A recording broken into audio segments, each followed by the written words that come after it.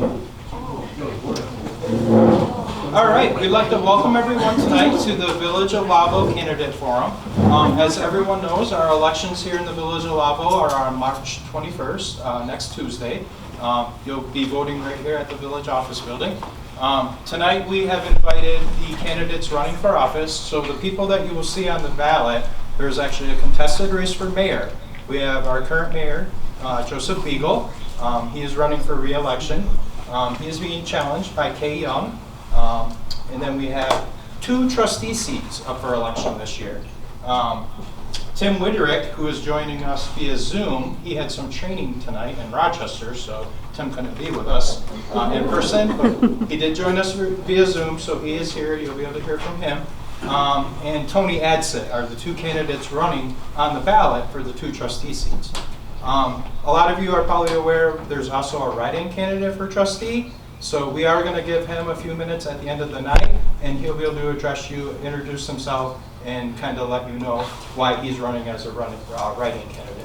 So without further ado, tonight's not about me. We want to hear from the candidates, so let's open it right up, and we'll get to Joe Beagle with his 2-minute opening statement. Go ahead, Joe. Good evening, everybody, and thank you for coming out on this snowy evening. My name is Joseph Beagle. I am running for re-election as mayor. I have been on the village board for 12 years. Started out as a trustee, worked up to deputy mayor, and then the last 4 have been mayor. My main reason for wanting to run for another 4 years is we're still got infrastructure projects going on. We've completed the 5 Streets project, which was $19.8 million, and the good thing about that is we did that project without raising taxes at all. We're in the middle of our groundwater project, which will give the village 600,000 gallons more water every day. That is 75% complete. Our sewage system is about 55% complete, and those are the 2 main reasons I want to make sure those projects gets done, because what most people don't realize is these projects don't happen overnight. Even though we got grant money and everything, we have to go out and get short-term financing to finance these projects, and then we pay the bills from the short-term financing. Then the state refunds us back the grant money, and then once the project's totally complete, then we have to go out and do long-term bonding. And on our 5 Streets project, we just completed the long-term bonding on that in December of 2022. So there's quite a lot of paperwork and things that need to get tied up, and I just want to make sure we get all that done. And so that's one of the main reasons I brought it. And then I would like to see a few more projects in the village when it comes to one of the things I'm hoping we can do down the road for the children is I'd like to see a splash pad in Veterans Park. And one thing we were able to do, we have a brand new playground that was stored down in our white barn at the DPW garage, which will be going up this summer. So, and thank you. Thanks, Joe. All right, next up we'll give Kay Young her introduction and her 2 minutes. Good evening, and thank you, Nick and Linking Lewis County, for making all of this possible. I think this is so important. So we're running along all the time. Our big lives get so busy, and today most of us were snowblowing, so welcome. Anyways, I just want to let you know that throughout my entire life, I've had to face challenges. I've had to make sure that the doubters were wrong, and I wanted to make sure that convince people that there are chances to take and opportunities to take, and it's okay to step out of your comfort zone a little bit. But I also want to let you know that I'm bringing energy and enthusiasm to this position, should this be how it all works out at the end. And I want to make sure we prioritize our have projects, the projects we have to have done and completed. And I also want to make sure that we can entertain those things that will help improve our quality of life. And that quality of life will mean something different to each and every one of us. We all know that. Some of us, that's a walking trail through the village. For others, it's going to be making sure that we protect our natural resources, affordable housing, and also taking care of our children and that next generations to make sure that we get our young people back here, to make sure that we keep going and we keep making all of those right choices for not only today, but 5, 10, and 20 years down the line. I just wanted to make sure that you knew that I'm a newcomer to all of this, but there's going to be challenges. Of course, I'm not going to know all the protocols, but I trust the village employees to be my resource, and that's a good thing that I've learned from all of the different parts of my career. And I am a veteran, a Navy veteran, and I am a wife and a mom and a grandma, but I'm also dedicated to this community. I've been here 20 years, and now I can tell you that I'm going to be around, and I'm dedicated to my family, to my neighbors, and my community. Thank you. Thanks, Kay. Okay, so those are your two mayor candidates. I'm sure you'll have some questions for them in a little bit later. Next, we're going to go to Tony Edsett, and Tony is not currently serving on the board. He's running for the seat currently held by, well, actually in village elections, we're not running for specific seats, so it's going to be the two top vote getters. There is a trustee currently on the board that isn't seeking re-election, and that's Ed Murphy. And then Tim is also currently on the board. So right now we're going to hear from Tony Edsett, and he is a new candidate to the Board of Trustees. And I have to admit, I'm willfully unprepared for this. As he said, I am new. I just want to lend my support to the village, make sure that, decisions are being made probably on the best interest of the taxpayers. I just figured there was an empty seat. Somebody needed to fill it, and I figured I would step up. I really don't have that much to say. I don't have an agenda. I don't have any experience. It's a complete learning curve for me. But yeah, I know that it's a big job. It needs to be handled with a lot of, I don't even want to say restraint, but a lot of foresight and a lot of insight. So yeah, that's me. Thank you. All right, thank you, Tony.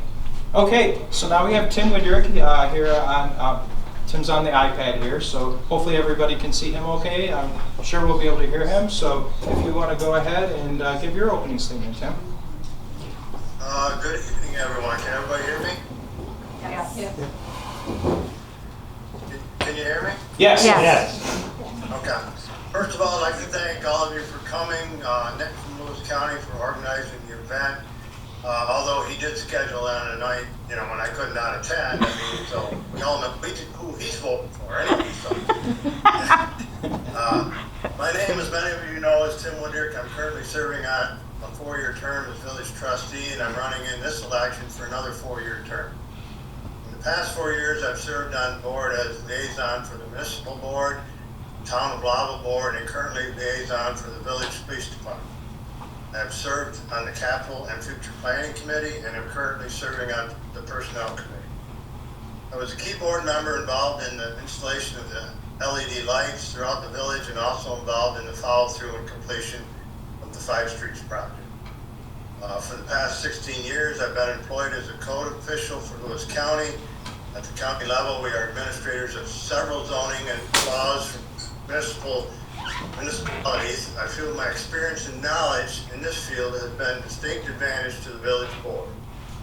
My accomplishments in the past 4 years have added to the growth of new business and have streamlined the procedure to attract new business and investors to the village of Lowville. For example, I have spearheaded new permitted use categories such as light industrial use 1, mixed-use development. These additions were a key factor in current transition of the open jail building into a usable tax-based building instead of a tax-exempt vacant existing building. In the next 4 years, I plan to continue to pursue changes to attract new business to the village and address existing laws that are either outdated or not conducive to attract new business opportunities. Other projects like car charging stations is on my agenda, and I don't know, a little bit on the personal side, my wife Renee and I moved to the village in Lowville 2016 and purchased a home with a vision of starting a bed and breakfast. In April 2018, we opened the Judges Quarters Bed and Breakfast. I understand what it takes to start a business and the support of the local government and community means in the process. Thank you all, and I'm looking forward to another 4-year term as a Village of Lowville trustee and answering any questions addressed to me tonight. Thank you. All right, thanks, Tim. All right, so we've had a chance to hear from the 4 candidates that will be on the ballot tonight. Like I said, a little bit later on, when the candidates are going to do their closing statements, we'll introduce you to Dennis Bishop, who's going to be the write-in candidate as well. So I guess at this point, we're going to open it up to questions. So we did take a list of people that wanted to ask questions. And once again, if you're not on the list and you decided you want a question, once we get to the end of the list, just kind of throw your hand up and we can get to you. So I'm going to start out with Trustee Dan Solomon is the first one on the list. At 7 o'clock, so I appreciate being able to go first. Yep. I don't think that it's fair for me to ask questions because I don't know who I would address it to, so I'd like to do a statement. First, I've got Mr. Kilburg sitting here in front of me, and I feel like an old guy because he signed my birth certificate as a town clerk. That was my dad. Oh, was? Yeah, right. Anyways, I've been blessed with your support for 19 years of being on the village board, either as the mayor, the deputy mayor, or a trustee. I can tell you that currently I've never seen a more cohesive unit than we have right now. I can tell you there's a lot of things going on that are good in the community. I can tell you that our relationship with Kraft right now is at an all-time high. Our water system has been run by the village for 120 years, and I think the village has done a fantastic job of running it. We've had some issues that we've always addressed correctly, and I've worked with Mr. Beagle, I've worked with Mr. Widrick. I've not worked with Ms. Young or Mr. Adzik. I know them. I know Ms. Young pretty well. I can't say I know Mr. Adzik. And Dennis Bishop, who's here somewheres, I can tell you I've worked with on a village board, and I have found him to be extremely thorough. So the real winners here tonight are you, the voters, and I hope that you'll get out next Tuesday. I'm very impressed with the turnout here tonight, and with that, that's all I wanted to say. And thank you for your time. All right, well, thank you. Dan? So I guess, did anybody want to respond to Dan's comments? We can give anybody 2 minutes if you want to respond to anything that Dan had to say. Okay, so we'll move on to the next person. We have Eric Griffin. So my question is, in the next 4 years, what is you guys' priority first? Because we have a bunch of village roads that have to be fixed. Not only fixed, but properly fixed. Not only that, but I'll let you guys ask that question, now respond with another thing. Okay. That's all right. Is your question for the mayor candidates or for the trustee or for all anyone. four? All four. Okay, so probably how we'll handle the question segment is the same way that we did the opening statement segment. So we'll give you each 2 minutes to kind of address Eric's question. So Joe, if you want to get us Let me started. clarify this question. Your main question, you're wondering about roads, is that it? Yes. What the priorities are over the next Okay. 4 years as far as Well, maintaining the basically, village road? Yes. Basically, 4 years ago, we took a look at roads. And we set up a plan, and what we've tried to do is pick sections of the village and complete sections at a time. Looking for the worst roads first. Once in a while, we've had to jump out of that section and move to a different section because that road needed more attention. And our plan going forward is the next 4 years, we're still going to look at roads. We've already started this year looking at some different ones that we want to mill and pave. A couple of them we want to go a little bit farther and put in new drainage before we pave. We have one that was about 95% done right now, is over on Jackson Street. We put in new drainage over there and paved it, but we have some shoulder work and stuff, but the weather closed it on us, so we didn't get it done. But yes, roads are definitely on our list to get, and along with drainage under those roads. Okay. Kay, did you want to address the Sure. question? I think that is when I talked about in my opening, the gotta haves, the things that we need to take care of. I think that is certainly something that we need to take a look at, not only now and what we've been doing, but those that next second and third order of business. So I appreciate the fact that, it keeps it on the radar, because you're all our eyes and ears, and so sometimes it's very helpful to let us know what's going on so that we can put that in the plan, make sure that we're putting the resources in the right spots. Okay, and Mr. Widrick, as the sitting trustee, did you wish to address Eric's question? Well, I would rather have DPW Paul answer this, but my opinion on this is there is roads that need fixing for sure. We do have CHIPS money every year, and I know there's specific roads that they pick or streets that they pick every year. During the 5 Streets project, I know there was an issue with, the paving and the hardness of the paving and such, and I don't even, think about knowing what I'm talking about here, but I know Paul did address that. So some of the roads that were fixed were, didn't last that long, basically. So I think we got to leave it to the expertise of the DPW, which is Paul and his crew. But the CHIPS money comes every year, so we certainly will be doing a certain number of streets every year, for sure. With the worst, starting with the worst first. All right, thank Can I you, just Tim. say one thing to Eric? When you're talking streets, I just want you to know, in the last 4 years, the village has resurfaced 22 streets.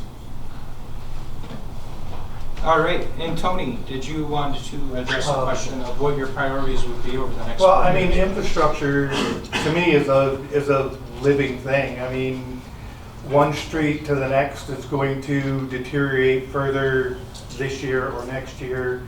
Winter does damage to some streets worse than others. I think the village has done a great job so far keeping up.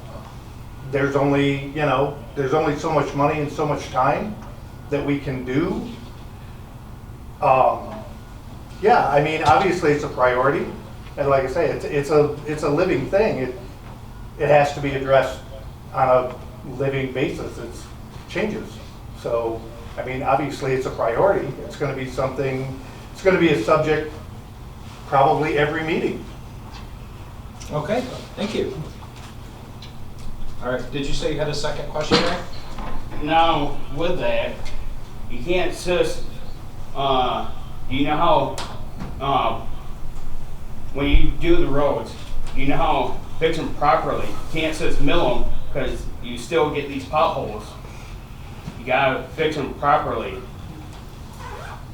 Because when you go look at these companies that do this for a living, you gotta know how the roads are supposed to be fixed, what the self-base materials are supposed to be, and how thick the pavement's supposed to be when it's compacted.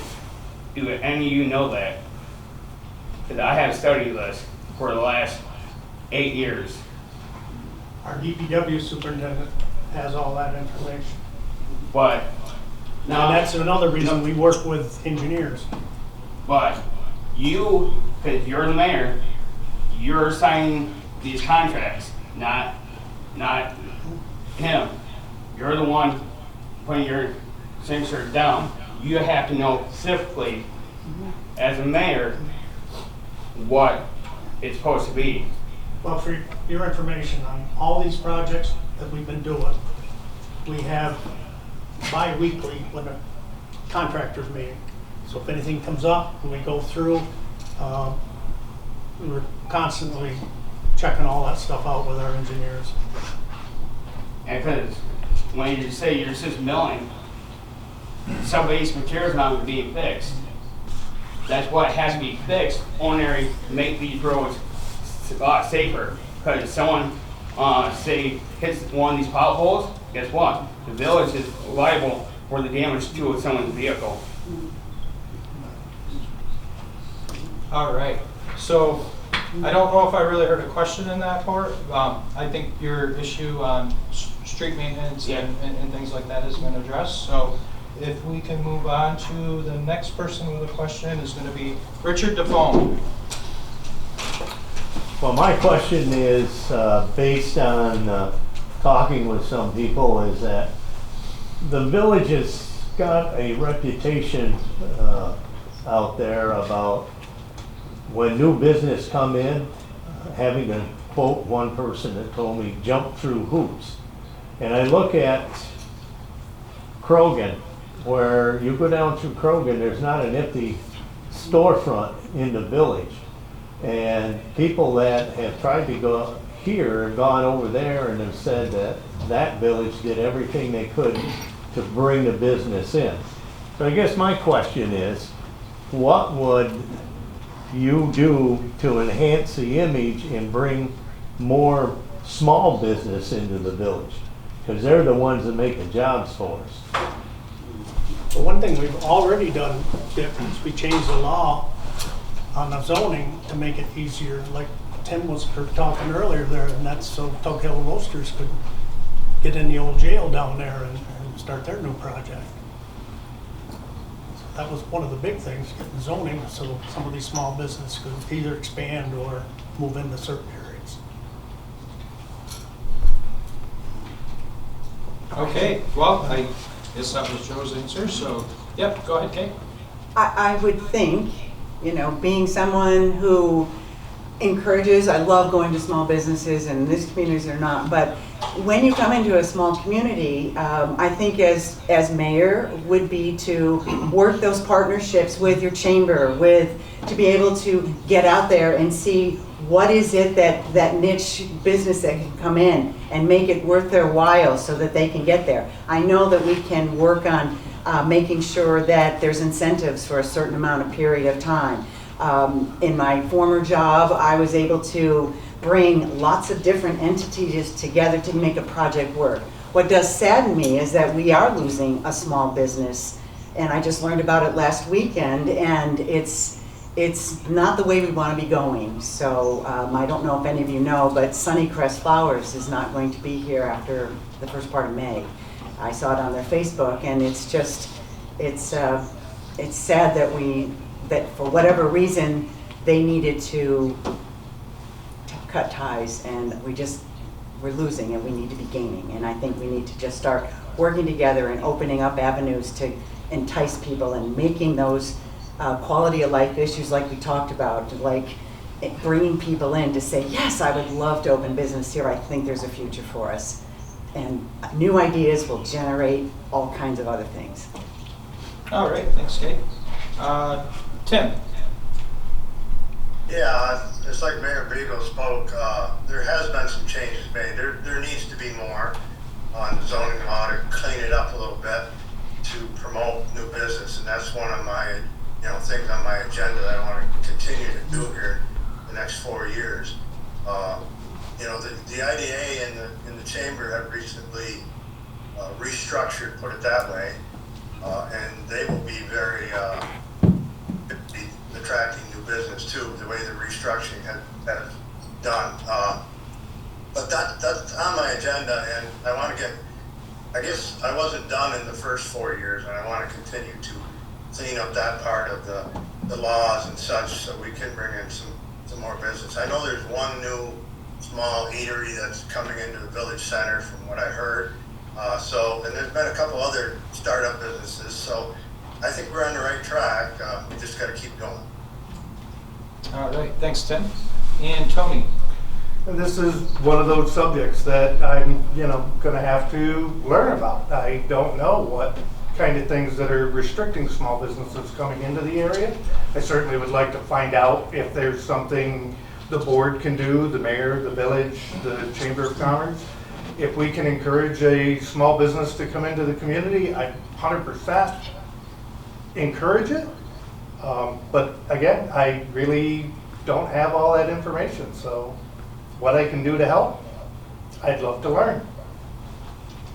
All right, thanks, Tony. We do have more people on the list, but I'm going to jump in here with a question that came in via email. This one is specifically, and it kind of goes into the streets and some other things. This question asks, what can the village do to ensure that sidewalks are maintained? Many of them are tripping hazards or become completely unusable in the winter, especially to residents using wheelchairs or strollers. So, just to clarify, I think, maybe people don't understand who's responsible for sidewalks and things like that, but what can the village do to help ensure that sidewalk maintenance is being upheld? We'll start with you, Joe. Well, basically, it's sidewalks, if they're in front of your house, that's the homeowner's responsibility. And then it's up to them to basically keep them in decent shape. And the village does have a sidewalk program where if you want to replace the sidewalk, we'll come out, look at it, we'll take the sidewalk out, dispose of it for you. You can either put it in yourself or hire a contractor, and we'll pay you up to a maximum of $1,000 to replace your sidewalk, depending on the square footage. The other thing that's been going on is I've had talks with the town. We're trying to come up with some grants where we can, like, safe routes to school type thing, to put in some sidewalks in areas where there isn't sidewalks. Out here by the ball field and going like up to the bowling alley. And I know the town would love to see us get the sidewalks coming in from Brookside and come up East State Street. So we are looking into it. It's just that we're hoping to come up with some grant money to expand the sidewalks. Okay. Okay. Great information, because I tell you, I've also been a walker around and sometimes, you know, you're sitting there and you're looking at the dog, and next thing you know, you're doing a dance down the street. So, and I think that's great, and I think getting that information out to people would be wonderful, that there is assistance to help with those repairs. So that's wonderful. Thank you. Tony. Yeah, I threw you off. I But wasn't. that's all right. No, and my wife and I used to walk, we still walk around town quite a bit, and yeah, sidewalks have definitely been a subject of concern for quite a while. And again, it's information I don't have all the details on as far as what we can do, but it's certainly something I want to learn about and see what we can do to improve them. All right. And Tim. Yes, if anybody has walked the village, they certainly understand the condition of some of the sidewalks. It was a huge subject during the 5 Streets program, but unfortunately it wasn't part of the project. But we had many discussions on it as a board about, you know, different grant money and such, but at that time it wasn't available, so it's just something we have to look into in the future and try to get some money. I mean, grant money is one thing because, you know, it can be abused, but that certainly would be something that would be beneficial to all village residents for sure. All right. Thanks, Tim. Another question from the audience. We have Peter Cersoni. I'll pass. You'll pass? Okay. We do have a couple of other questions that came in via email, if you guys don't mind hearing those. that's Okay.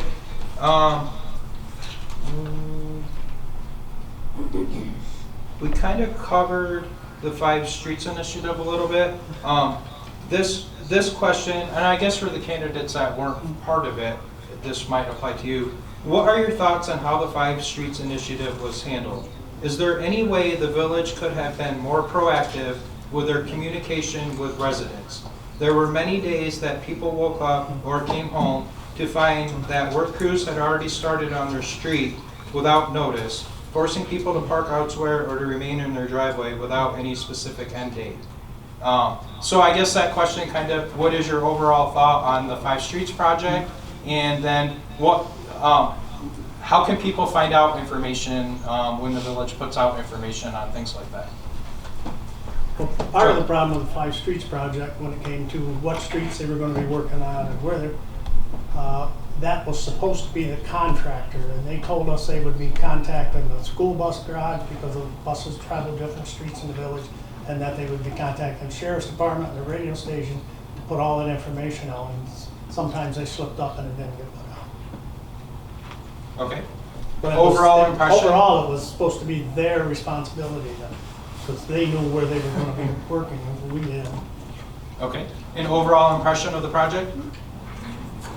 Like Tim said there, we would have wished we'd had more money where we could have put sidewalks into it. But other than that, I think the project turned out fine. Okay. And Kate? I think the key to any of these projects that become so involved with lots of moving pieces is being able to work your contacts and your resources to get that information out. And sometimes it doesn't matter where you put the information out, there's always someone that's not going to see it, or maybe doesn't get it in a timely manner because their life was moving on to doing something else. But I think those concerted efforts to check that box and make sure, whether it's as simple as here's our weekly plan and here's where we're going to be, to where those people that are directly impacted get that heads up, because it is disruptive, even though in the long run it's going to help benefit, but it does need to get those communication lines moving and find different ways to reach people, because we don't all get our information the same way. Right. Okay, Tim.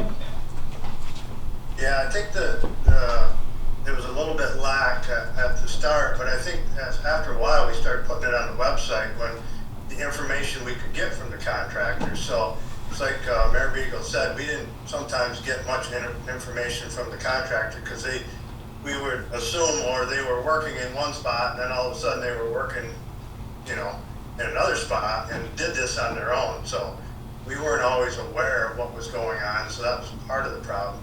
But I think towards the end we started putting some notices on the website where the work was going to be done from the information that we did get. So, and as far as the project itself, I walked in right in the middle of it, and it was a huge project, very overwhelming per se. But I think in the end, I think it went quite well. There was a lot of hands on deck, but it was a successful project, I believe. Okay, and just to kind of wrap up on the 5 Streets project, are we pretty much just doing some cleanup work on that this year? Pretty much the project's done for the most part? Oh, the 5 Streets project's done. Okay. Are they coming back to do any No. touch-up work or anything like that? Okay, so 5 Streets I mean, is the done. long-term bonding and everything is set. Okay, all right. So that was quite a large infrastructure project that has been, It actually is turned now out, completed. it actually turned out to be 5.5 streets, but 5.5 streets, okay, perfect. Okay, another question from online. With property taxes being basically the main source of revenue for the Village of Lowville, how do you ensure providing services without raising property taxes? Joe? That's a tough one. I can't say we can ensure doing all the services without raising property taxes. We've been very fortunate the last 2 years. 2 years ago, we lowered property taxes. Last year, we kept them the same.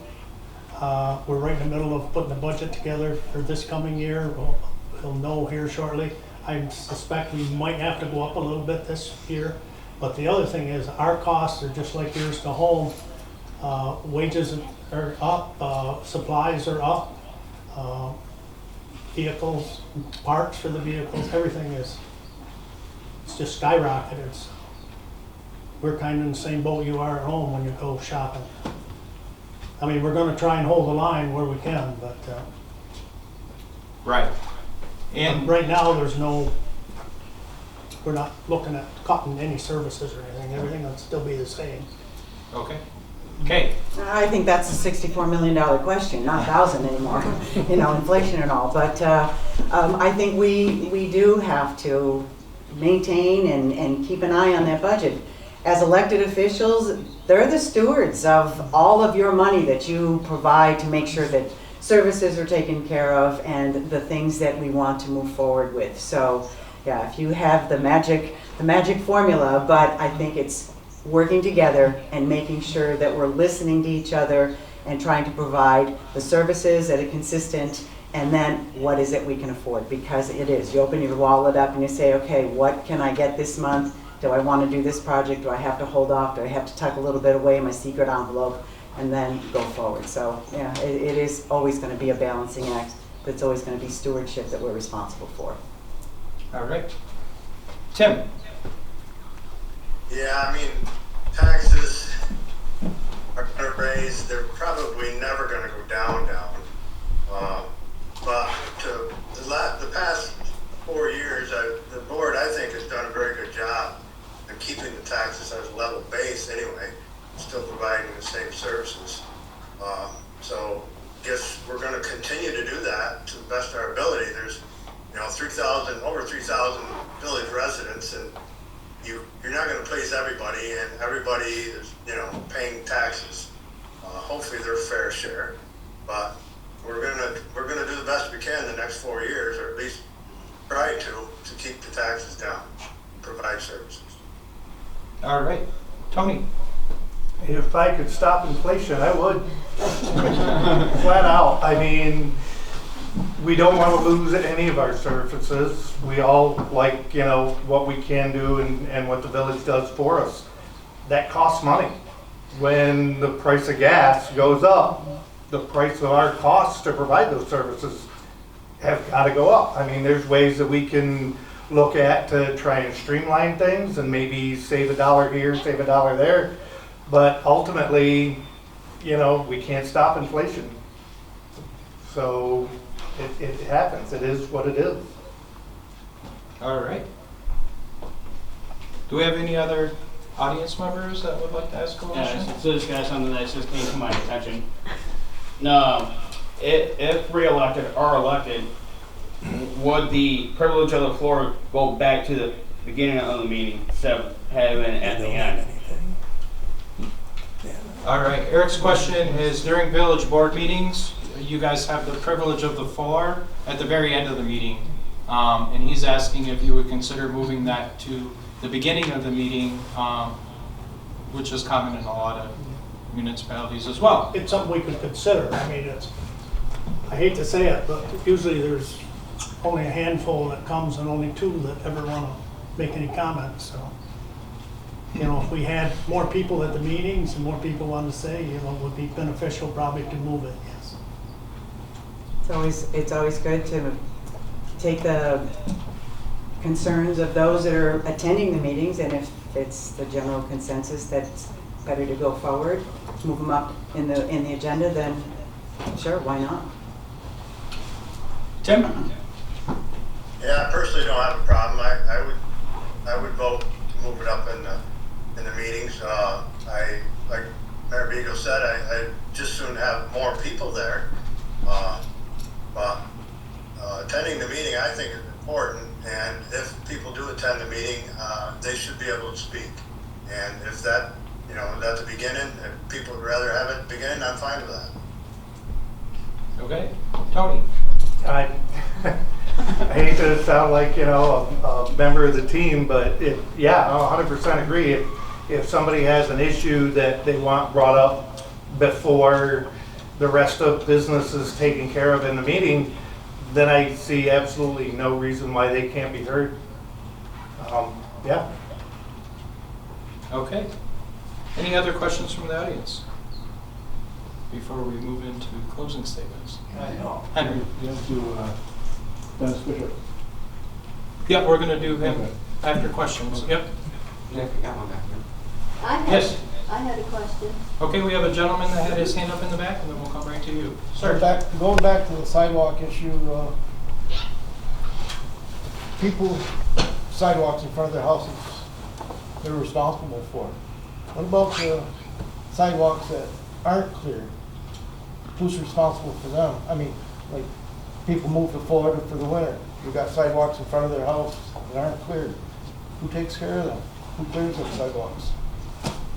Is there a law, or is there something? Are you saying on houses that don't have sidewalks in front, just got front like grass? Is that what No, he's asking. He's talking about Yeah. sidewalks that aren't being cleared.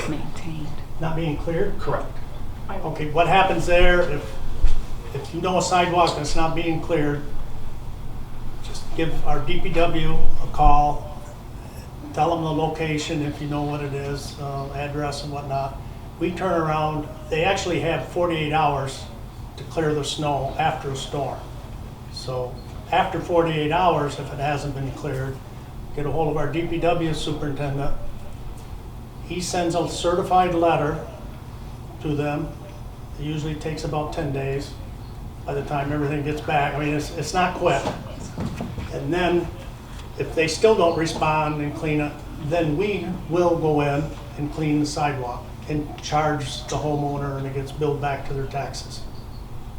But we need a complaint into the office, either into the main office or right to Paul, in order to be able to send that letter. Just to touch on that a little bit. Look, I live on one side of town. I don't know what's going on the other side of town, so how would I complain about that? I don't know. I just know a lot of sidewalks aren't being cleared. I'm sorry, Tim, I'm not hearing you. I live on one side of town. I don't live on the other side of town. I don't know what's going on the other side of town. I just know there's a lot of sidewalks that aren't being cleared. How am I gonna write a complaint on that? I'll be honest with you, most of our complaints we get from the postal department because the postal carrier has trouble getting through. But we've had a few this year, but we don't normally get a lot. Just kind of curious. Okay.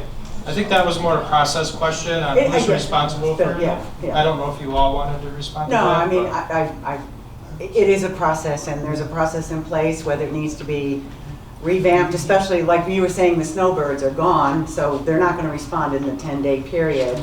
I know in our little neck of the woods, we all kind of roll that snow blower up the hill and down the hill and try and do the best we can when it's like tonight. It's heavy and some people just can't get out there and do it. But, you know, I know that there is a process in place. It's just a matter of trying to see, can we do it, can we get that maybe streamlined so that it isn't a 10-day wait, so.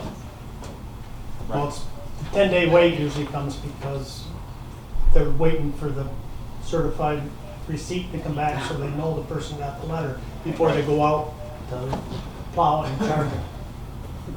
Because basically it gets put on their tax bill. So, Yeah. from what I'm understanding, sidewalks are just an extension of your house for the most part. They're the responsibility of the property owner. If you're going away to Florida for the winter, then it's your responsibility to hire somebody to keep your sidewalk clear. I guess what we're learning what the process is that if you have a complaint about a sidewalk that's not being cleared in your section of the village can field a complaint, but there is a process to it. And basically what happened, if this homeowners still don't respond, the village is gonna go out, clean it up themselves, bill the homeowner, and that gets placed on their property tax bill. Okay. So basically, the village isn't in charge of sidewalks, it's the homeowners, but there is an enforcement mechanism there in case people aren't keeping up with it satisfactorily. Okay. Does that answer your question, sir? Thank you.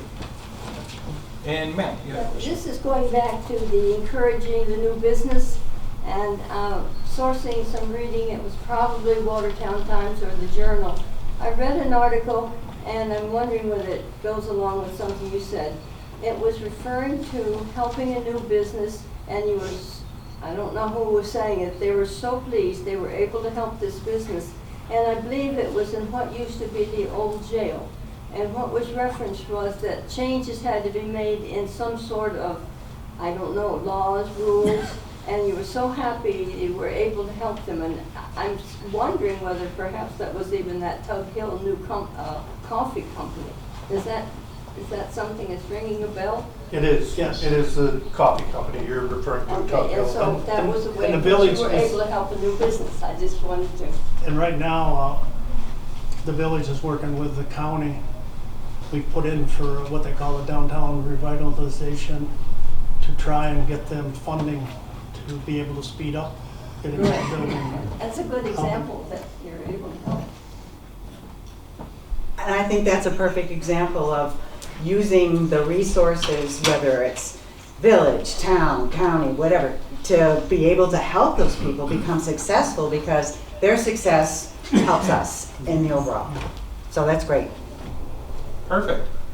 Well, we have about 10 minutes left.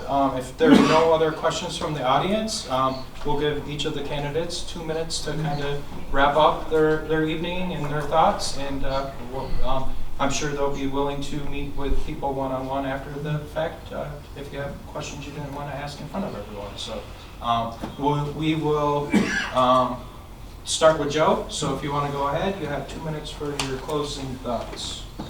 Well, I just want to thank everybody for coming out tonight on this kind of crappy night. And hopefully next Tuesday it'll be a little bit different otherwise. And hope to see you all at the polls. Thank you. I echo. Thank you so much for coming. Thank you. Thank the people that sent in questions via email. And I hope the time we spent together maybe shed a little bit of light on who I am, what I might be able to bring to help everyone as we take the next 4, 5, 6, 8, 10 years down the road. Just a little bit, I want you to know that it's important for me to forge partners and to listen and to have an exchange of ideas. I also want you to know that next Tuesday is your day, and I want you to know how much I appreciate the fact that you're willing to participate and make a choice. And drive safe on the way home. Thank you, Kay. Tim. Yeah, I want to thank everybody for coming tonight. Nick, for you organizing it. When you talk about sidewalks, mine does need cleaning, and I'm in Rochester, so if anybody, I'll head over there when we leave. I appreciate your vote next week. Get out and vote, and thank everybody for coming. All right, thanks, Tim. Tony. What can I say? I shoveled my sidewalk before I came over here. Past that, I really appreciate everybody coming out. I, appreciate the questions. I, appreciate that y'all let me stand up here and be a candidate.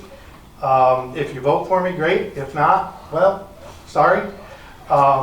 Good luck. Drive careful. See you next Tuesday. Okay, so as we mentioned at the top, what you're going to see on the ballots when you come in to vote on Tuesday, there will be 2 candidates listed for 1 mayor position, so you vote for 1 person for mayor, and then there will be 2 candidates listed for 2 trustee positions, so you vote for 2 people. That's what's on the ballot. There is a candidate who has launched a write-in campaign. Some of you might have gotten a mailer, a postcard in the mail, and some other things. He has some announcements out as well. So Dennis Bishop, who is a former trustee for the Village of Lowville, if you want to come up for a few moments, Dennis, you can introduce yourself and just kind of let people know that you are offering a write-in option.